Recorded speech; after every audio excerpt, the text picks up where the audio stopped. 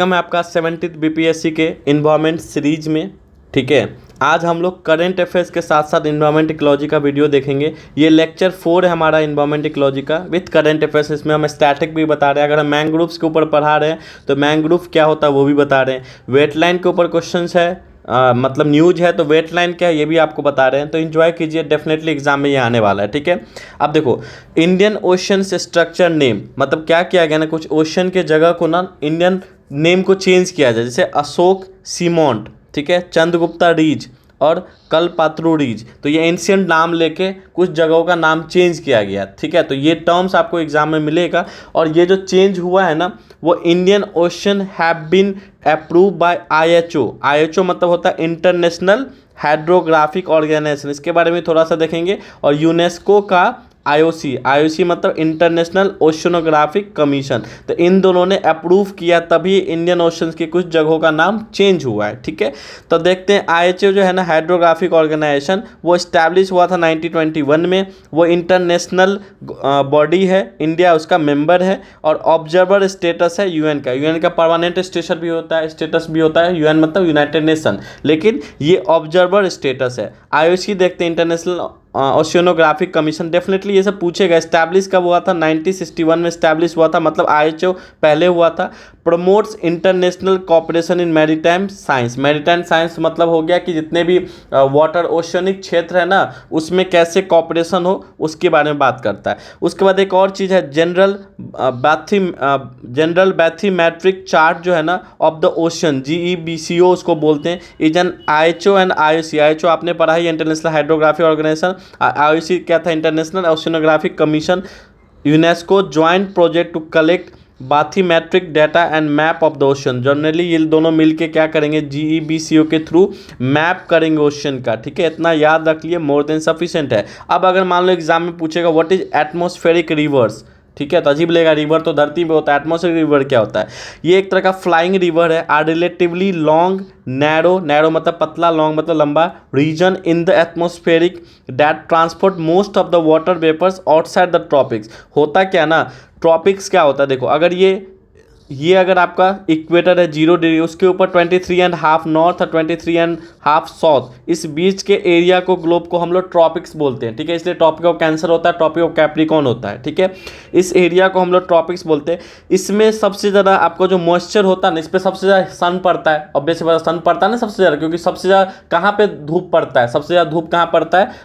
Equator के आसपास ही पड़ता है, ट्रॉपिक में ही पड़ता है। क्योंकि नॉर्थ पोल जाओगे या साउथ पोल जाओगे वहाँ पे बर्फ क्यों है? इसलिए बर्फ है क्योंकि वहाँ धूप कम पड़ता है, तो यहाँ सबसे ज़्यादा धूप पड़ता है। तो क्या होता है ना, धूप पड़ने के कारण, ग्लोबल वार्मिंग के कारण ना बहुत सारे मॉइस्चर मतलब होता है नमी, मतलब वाटर कंटेंट क्या होता है आसमान में चला जाता है। आसमान में इतना वाटर कंटेंट हो जाता है, एटमॉस्फेरिक रिवर बन जाता है। ठीक है, इस टर्म है एटमॉस्फेरिक रिवर का मतलब। अब देखो average atmospheric river is about 2000 kilometre long हो सकता है, 500 किलोमीटर वाइड हो सकता है, 3 किलोमीटर डीप हो सकता है। ठीक है, part of extra tropical cyclone. किसका पार्ट है ये? एक्स्ट्रा ट्रॉपिकल साइक्लोन है। ये ट्रांसफर करता है heat and moisture from tropics towards the pole. क्या करता है ना, ट्रॉपिक्स पे जो भी चीज़ है ना वो पोल की तरफ चला जाता है। इसके कारण ही देखना जो भी आइस पिघल रहे हैं ना, जिसके कारण क्या हो रहा है कि जो भी ट्रॉपिक्स पे, पोल पे जो भी आइस है ना, बर्फ़ जो है ना वो पिघल रहा है। बर्फ़ क्यों पिघल रहा है? क्योंकि वहाँ पे मॉइस्चर जा रहा है, वहाँ पे ह्यूमिडिटी जा रहा है, वहाँ पे क्या जा रहा है? हीट जा रहा है। ठीक है, आप कोरिलेट कर पा रहे होगे।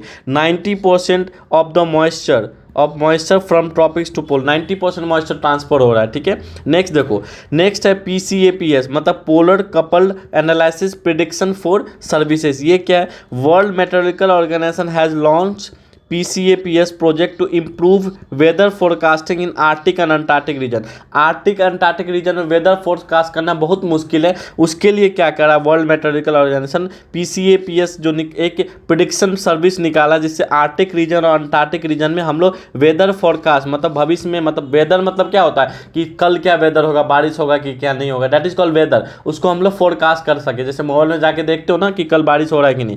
PSC is a part of WMO world weather research program. तो WMO का वर्ल्ड मेट्रोलॉजिकल ऑर्गेनाइजेशन का जो एक और वर्ल्ड वेदर रिसर्च प्रोग्राम है, उसके अंदर PSCPS आता है। ठीक है, थोड़ा बहुत देख लेते हैं कि आपका WMO क्या, वर्ल्ड मेट्रोलॉजिकल ऑर्गेनाइजेशन क्या है एंड स्पेशलाइज एजेंसी। देखो ऊपर क्या पढ़ा था, ऊपर हमने पढ़ा था कि ऑब्जर्वर स्टेटस है, इंटरनेशनल हाइड्रोग्राफिक ऑर्गेनाइजेशन क्या था देखो ऑर्गेनाइजेशन क्या था, आपको ऑब्जर्वर स्टेटस था, अभी पढ़ा है ना, देखो अभी पढ़ा है हमने, देखो ऑब्जर्वर स्टेटस तो यूएन, ठीक है, आईएचओ। लेकिन यहाँ पे देखो, यहाँ पे क्या लिखा हुआ है कि डब्ल्यूएमओ क्या है, स्पेशलाइज एजेंसी है यूएन का। यूएन मतलब यूनाइटेड नेशन का। ये कब हुआ था, ईयर ऑफ फॉर्मेशन 1950 में बना था ये। हेड क्वार्टर का है जिनेवा, ये याद कर लेना। अगर डब्ल्यूएमओ के बारे में पूछेगा तो ये हेड क्वार्टर जरूर पूछेगा आपसे, ठीक है। सेक्टर क्या है, मेट्रोलॉजी। मेट्रोलॉजी मतलब कैसा इन्वायरमेंट होगा, कैसा वेदर होगा, ठीक है। इंडिया मेंबर है तो हाँ इंडिया मेंबर है। एसओपी मतलब होता है स्टैंडर्ड ऑपरेटिंग प्रोसीजर, ठीक है। SOP for green tug, tug क्या होगा बताऊंगा, transition program GTP method. GTP method में क्या होगा, ये किसने लॉन्च किया, ministry of port shipping and waterways launch. Ministry of ports मतलब जो भी बंदरगाह वगैरह के जो मिनिस्ट्री होते हैं ना, बंदरगाह समझ लो, उसके मिनिस्ट्री ने इसको लॉन्च किया। To drive the transition from conventional fuel, conventional fuel जो हम पुराना क्रूड ऑयल यूज़ करते हैं उसको बंद करके हम लोग क्या करेंगे, टब्स टू ग्रीनर यूज़ करेंगे। Tubs of for more sustainable alternative towards the green shipping. Tubs क्या होता है अभी समझाते हैं। होता क्या, बड़े बड़े जहाज को, मेगा शिप को हम अगर इंटर करेंगे किसके अंदर, पानी के अंदर, या पानी से बाहर लाएंगे, उसके लिए टग का यूज़ करते हैं। एक बोट होता है टग, उसमें हम लोग क्या करते हैं ना कि हम लोग क्रूड ऑयल यूज़ करते हैं, लेकिन वो बहुत ज़्यादा, क्रूड ऑयल तो हार्मफुल ही है, ठीक है, इमिशन करेगा, ग्रीन हाउस गैस बनाएगा। इसलिए हम लोग क्या करेंगे, टग के अंदर ग्रीन टग यूज़ करेंगे। ग्रीन टग का मतलब, जो टग मतलब होता है बोट, उस बोट में हम लोग रिन्यूएबल एनर्जी यूज़ करेंगे, सो डैट कि हमारा जो ग्रीन हाउस गैस है ना वो कम हो जाए, ठीक है, वातावरण साफ रहे। तो समझ में आया। जीटीपी क्या अनाउंस कब हुआ था, 2023 में। इनिशिएटिव किसका है, पंचकर्मा का इनिशिएटिव है, ये भी पूछ सकता है। देखो पंचकर्मा संकल्प का इनिशिएटिव, पंचकर्मा संकल्प क्या, to phase out conventional fuel. Conventional fuel मतलब crude oil based on harbour tugs. Harbour tugs जो बड़े बड़े टग्स मतलब बड़े बड़े जहाज को जो बंदरगाह से पानी तक ले जाते हैं फिर वापस लाते हैं, ठीक है। Operating in Indian major ports replace them with the green tugs. Green tug मतलब ऐसा टग यूज करेंगे जो सस्टेनेबल हो, रिन्यूएबल हो, ठीक है। Panchkarma Sankalp includes 5 announcement which are MOPS। MOPSW क्या है, मिनिस्ट्री ऑफ पोर्ट शिपिंग है ना, waterways, to provide 30% financial support for the promotion of green shipping. Green shipping के लिए पंचकर्मा संकल्प क्या कहता है कि MOPSW मिनिस्ट्री के थ्रू 30% हम लोग फाइनेंशियल सपोर्ट करेंगे। ग्रीन हाउस गैस इमिशन क्या होता है, इसका ग्लोबल वार्मिंग होता है, उसका 1% जो होता है ना, हमारा जितना ट्रांसपोर्ट है उसका 1% ट्रांसपोर्ट कौन करता है, यही सेक्टर करता है, ठीक है। ग्लोबल टारगेट क्या है, IMO मतलब इंटरनेशनल मेट्रिकल ऑर्गेनाइजेशन, IMO का क्या टारगेट है, नेट जीरो इमिशन 2050 तक करना है। ग्रीन वॉयज 2015 में ही इसको स्टार्ट, ठीक है। ये 2015 नहीं होगा, 2050 होगा, ठीक है, ये होगा 2050। तो 2050 तक ग्रीन वॉयज मतलब होता है, ग्रीन ये वॉयज मतलब होता है जो भी हम जल वाटर में जो भी सीप वगैरह यूज़ करते हैं हम लोग वॉयज बोलते हैं। और ग्रीन वॉयज मतलब होगा हम ऐसा चीज़ यूज़ करें जिसमें क्रूड ऑयल वगैरह ना हो, क्रूड मतलब पेट्रोलियम वगैरह ना हो, ठीक है। तो ये ग्लोबल टारगेट है, मतलब IMO बोलता है कि हम नेट जीरो इमिशन कर लेंगे। नेट जीरो इमिशन मतलब हम जितना कार्बन डाइऑक्साइड या ग्रीन हाउस गैस हम जितना एटमॉस्फेयर में डालेंगे उतना ही हम उसको ख़त्म भी करेंगे, ठीक है। इंडिया का क्या टारगेट है, सागरमाला प्रोग्राम आपने सुना होगा, तो ये बोलता है कि ग्रीन पोर्ट हम लोग बनाएंगे। ग्रीन पोर्ट मतलब सस्टेनेबल पोर्ट, जहाँ पे क्रूड ऑयल, ठीक है, बार बार कह रहा हूँ, ग्रीन पोर्ट मतलब रिन्यूएबल एनर्जी यूज़ करेंगे, ठीक है, सोलर हाइड्रो ये यूज़ करेंगे। मैरीटाइम इंडिया विजन 2030 क्या बोलता है, development of green ports green shipping in India. तो मैरीटाइम इंडिया का विजन क्या, 2030 तक हम लोग क्या कर लेंगे, ग्रीन पोर्ट और ग्रीन शिपिंग तैयार कर लेंगे, ठीक है। नेक्स्ट है global fire management hub, GFMH। Launch कब हुआ था, FAO और UNEP के द्वारा लॉन्च हुआ था। FAO मतलब फूड एंड एग्रीकल्चर ऑर्गेनाइजेशन, ठीक है, food and agriculture organization. UNEP मतलब यूनाइटेड नेशन एनवायरमेंट प्रोग्राम। इनके बारे में देख ले तो आपसे पूछेगा ग्लोबल फायर मैनेजमेंट हब किसके द्वारा लॉन्च किया गया, तो FAO के द्वारा, UNEP के द्वारा, ठीक है। FAO क्या है, FAO आपका फूड एंड एग्रीकल्चर ऑर्गेनाइजेशन होता है, स्पेशलाइज एजेंसी है, देखो UN का। कब हुआ था, 1945 में हुआ था। इसका हेड क्वार्टर कहाँ है, रोम इटली, ठीक है। सेक्टर क्या, फूड एंड एग्रीकल्चर सेक्टर इसका, इंडिया इसका मेंबर है। यूनाइटेड नेशन एनवायरमेंट प्रोग्राम कब लॉन्च हुआ था, 1972 में हुआ था, नैरोबी केन्या में हुआ था, ध्यान पे रखना, नैरोबी केन्या। सेक्टर क्या, एनवायरमेंट है, इंडिया इसका मेंबर है, यस, ठीक है। Asian disaster preparedness centre ADPC, ये क्या है, India has taken the chair of ADPC। India ने चेयर ले लिया, मतलब इंडिया इसको होस्ट करेगा from people of Republic China, China से, फॉर फॉर द ईयर 2024-25, मतलब 2024-25 में इंडिया इस चीज़ को इसके चीज़ को हेड करेगा, ठीक है, मतलब किस चीज़ को हेड करेगा, एशियन डिजास्टर प्रिपेयरनेस सेंटर को, ठीक है। ये autonomous international organization for cooperation in implementation of disaster reduction, जितने भी डिजास्टर होते हैं उसको हम लोग कम करेंगे, ठीक है। उसके बाद बिल्डिंग क्लाइमेट रेजिलेंस, ऐसा क्लाइमेट बनाएंगे जो सस्टेनेबल हो, ठीक है। उसके बाद कहाँ पे, एशिया और पैसिफिक रीजन में, ठीक है। India and 8 neighbouring country, India और उसके 8 नेबरिंग कंट्री जो भी है ना, बांग्लादेश, पाकिस्तान, भूटान, ये सब मिलके इसके फाउंडिंग मेंबर हैं एडीपीसी के, ठीक है।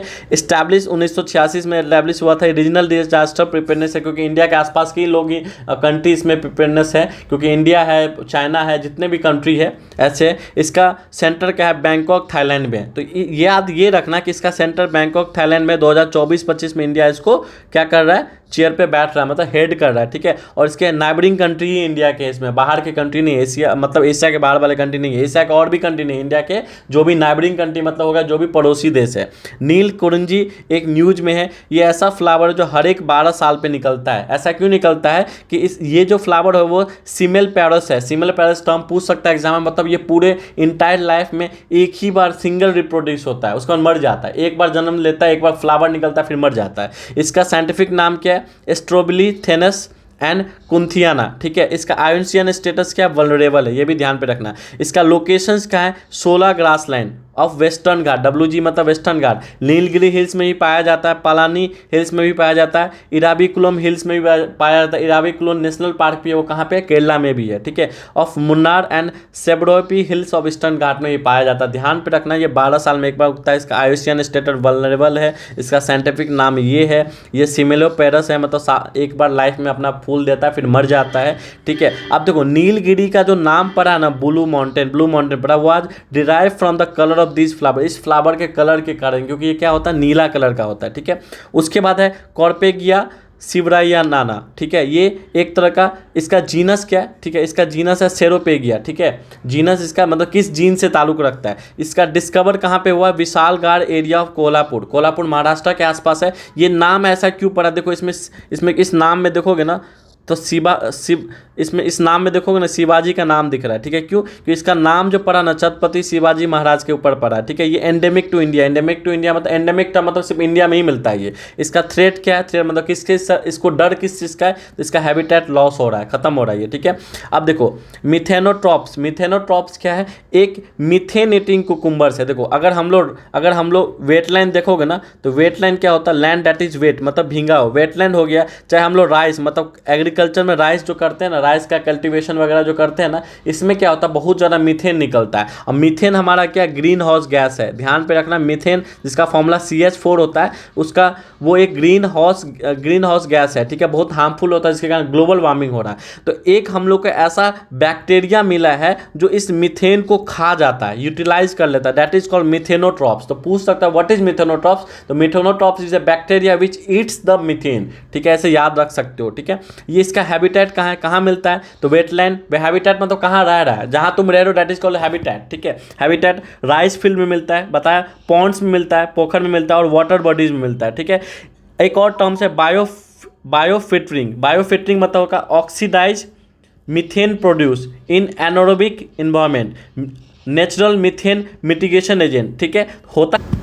होता क्या है ना कि एनएरोबिक है ये, ठीक है, ये बायोफिल्टरिंग करता है और ये एनएरोबिक है, विदाउट ऑक्सीजन ये ऑक्सीडाइज होता है, ठीक है, और नेचुरल मीथेन मिटिगेशन एजेंट है ये। तो ये दो चीज़ ध्यान पे रखना, ठीक है। और सबसे बात ये रखना कि आपसे सीधा पूछेगा मेथेनोट्रॉप्स क्या है, तो एक बैक्टीरिया है जो मीथेन को खा जाता है।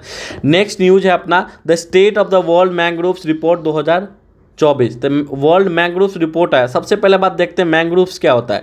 मैंग्रोव्स आपका diverse group of salt tolerant plant होता है, जो सॉल्ट को टॉलरेट कर सकता है। ये कहाँ पे होता है मैंग्रोव्स, आपका मैंग्रोव जहाँ होगा वहाँ पे ओशन होगा। ओशन मतलब जैसे बे ऑफ बंगाल हो गया, अरेबियन सी हो गया, इसके चारों तरफ आपको जो है ना मैंग्रोव मिल जाएगा। मैंग्रोव बहुत ज़रूरी है क्योंकि एक तरह का वहाँ पे जो लोग रह रहे हैं ना उसके लिए बहुत बड़ा लाइफलाइन है। वहाँ लोग इससे इसका लकड़ी यूज़ करते हैं, उसके पौधा यूज़ करते हैं, अपना लाइवलीहुड चलाते हैं। तो मैंग्रोव बहुत ज़्यादा यूज है, ठीक है। ये ट्रॉपिकल और सब ट्रॉपिकल में मिलता है, कोस्टल कोस्टल में मिलता है, हमेशा देखना कोस्टल एरिया, कोस्टल मतलब जिसके पानी होगा, ठीक है। तो यहाँ पे है ना बर्फ, इसका पानी, ओशन का पानी। देखो इसका कैरेक्टरिस्टिक देखते हैं, survive under hostile environment, hostile मतलब बहुत खतरनाक इन्वायरमेंट भी होगा, मतलब हाई सॉल्ट होगा, सॉल्ट बहुत ज़्यादा होता है ना यहाँ पे, ठीक है। लो ऑक्सीजन में भी ये सर्वाइव कर जाएगा। देयर रूट्स, इसका रूट जो होता है ना निमेट्रोफोर्स रूट्स होता है, ऑब्जर्व ऑक्सीजन फ्रॉम एटमॉस्फेयर। इसका रूट क्या होता है ना, एटमॉस्फेयर से ऑक्सीजन को ये कैरी कर लेता है, ठीक है, एब्जॉर्ब कर लेता है। मतलब समझो कोई पौधा है ना,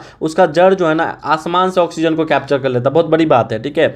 thick skeleton leaves and store fresh water, ये फ्रेश वाटर को स्टोर करता है, ठीक है, अपने लीव्स में। मैंग्रोव्स कवर, ये इंपॉर्टेंट है, यहाँ से क्वेश्चन आपसे पूछेगा। आप देखोगे ना सबसे ज़्यादा एशिया में आपका मैंग्रोव मिलेगा, उसके बाद अफ्रीका में, फिर नॉर्थ एंड सेंट्रल अफ्रीका में, फिर साउथ अफ्रीका में। लेकिन ISF रिपोर्ट क्या बोलता है, Indian state of forest report, ये इंपॉर्टेंट है कि इंडिया में सबसे ज़्यादा वेस्ट बंगाल में आपका है। तो देखो यहाँ वेस्ट बंगाल है, ठीक है, अगर मैं मैप बनाऊँ तो यहाँ वेस्ट बंगाल, सबसे ज़्यादा वेस्ट बंगाल में है मैंग्रोव। उसके बाद कहाँ है, गुजरात में, गुजरात यहाँ पे। उसके बाद अंडमान एंड निकोबार आइलैंड यहाँ पे है। उसके बाद आंध्र प्रदेश यहाँ पे, उसके बाद महाराष्ट्र यहाँ पे। तो सबसे इसको याद कर लो कहाँ पे सबसे ज़्यादा, सबसे ज़्यादा वेस्ट बंगाल में, फिर गुजरात में, फिर अंडमान निकोबार आइलैंड में। अगर आप देखोगे सुंदरबन डेल्टा कहाँ पे, वेस्ट बंगाल में। World largest single patch of mangrove forest है, तो वहाँ पे वर्ल्ड का लार्जेस्ट पैचेज है एक ही पैच में, ठीक है।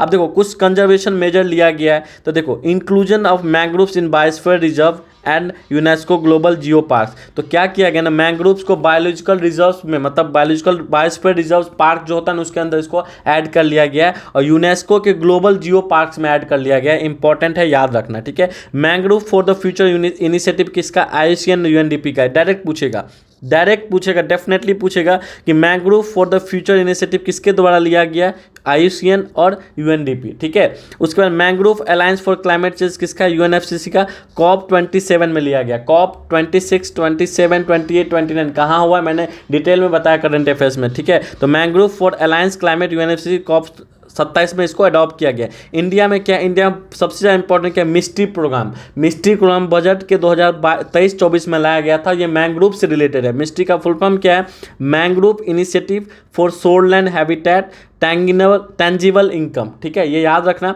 नेशनल मैंग्रोव कमेटी कब बना था, 1976 में। इसको नहीं भी याद कर रखोगे तो चलेगा, ठीक है। सिग्निफिकेंस क्या मैंग्रोव का, stabilize the coast line and reduce the soil erosion. Soil erosion मतलब सॉइल जो बह जाता है पानी के कारण, ये पकड़ के रखता है। इसका देखना ना, इसका देखना बहुत भयंकर रूट होता है इसका, क्योंकि देखो आप देखोगे ना इधर बहुत सारे नदी जो है ना, गंगा नदी वगैरह बे ऑफ बंगाल में जाता है, तो सब सॉइल को ले जाएगा ना, लेकिन ये सॉइल को पकड़ के रखता है, ठीक है। प्रोटेक्शन अगेंस्ट साइक्लोन आता है, उसको भी ये प्रोटेक्ट करता है साइक्लोन के अगेंस्ट में, ठीक है। इंप्रूव वाटर क्वालिटी को इंप्रूव करता है, क्योंकि इसके रूट्स, इसके लीव्स में क्या होता है, अच्छे फ्रेश वाटर होते हैं, ठीक है। By absorbing nutrients, important for carbon sink. Carbon sink मतलब कितना भी कार्बन है ना, कार्बन को ये एब्जॉर्ब कर लेता है, तो अच्छा बात है ना, कार्बन जितना कम रहेगा उतना अच्छा एनवायरमेंट होगा, ठीक है। इसका थ्रेट क्या है, कमर्शियलाइजेशन ऑफ कोस्टल एरिया।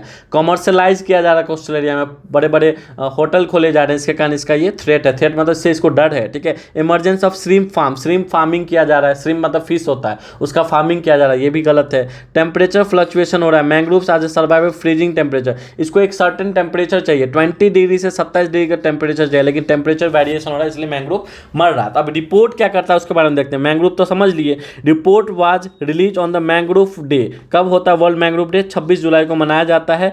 ये कौन लिया है, ग्लोबल मैंग्रोव अलायंस। तो इस रिपोर्ट को कौन लाया है, ग्लोबल मैंग्रोव अलायंस लाया है, ठीक है। अब ये क्या बोलता है कि साउथ ईस्ट एशिया जो है ना 1/3 ऑल मैंग्रोव ग्लोबली है। इसके मतलब जितना भी ग्लोबली मैंग्रोव है ना 1/3 साउथ एशिया में है। इंडोनेशिया के पास 21% है वर्ल्ड मैंग्रोव, ठीक है।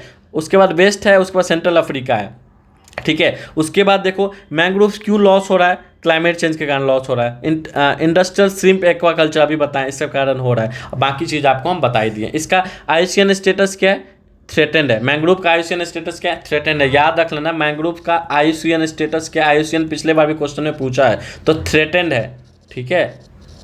इतना जानना नहीं कि IUCN क्या होता है, IUCN स्टेटस देता है, ठीक है। ये थ्रेटेंड है।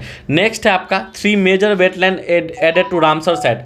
3 वेटलैंड है जो इसको रामसर साइट में ऐड कर दिया गया है, ठीक है। रामसर एक प्लेस है ईरान में, तो वेटलैंड जो भी वेटलैंड ऐसा होगा जिसको कंजर्व करने का जरूरत है, जिसको बचाने का जरूरत है, उसको हम लोग रामसर साइट में ऐड करते हैं। तो कौन कौन है, एक है नंजारायन बर्ड सेंचुरी, दूसरा है कजुवेली बर्ड सेंचुरी, दोनों तमिलनाडु का है। तीसरा है ताबा रिजर्वियर जो एमपी का है। देखते हैं Nanjarayan bird sanctuary large shallow wetland है, ठीक है। ये किस पे डिपेंड करता है? नल्लार ड्रेनेज पे डिपेंड करता है। ब्रैकिस सैलो लेक है ये, ठीक है। कहाँ पे लोकेटेड है? कोरोमंडल कोस्ट में लोकेटेड है तमिलनाडु में। ये बे ऑफ बंगाल को कनेक्ट करता है। और central Asian flyway, central Asian flyway मतलब जितने भी माइग्रेटरी स्पीसीज, मतलब अमेरिका से इंडिया के अंदर आ गया तो वो जो रास्ता फॉलो करते हैं ना माइग्रेटरी स्पीसीज, जो मतलब वहाँ पे बहुत मौसम खराब हो गया, ठीक है, वहाँ बहुत ज़्यादा ठंड पड़ गया तो कुछ क्या होता है ना, कुछ बर्ड्स वगैरह इंडिया में आ जाते हैं। तो जिस रास्ते से आते हैं उसको हम लोग सेंट्रल एशियन फ्लाईवे बोलते हैं, ठीक है। और जो बर्ड आता है उसको हम लोग माइग्रेटिक बर्ड बोलते हैं। माइग्रेट करके है ना, टर्म को समझो, ठीक है।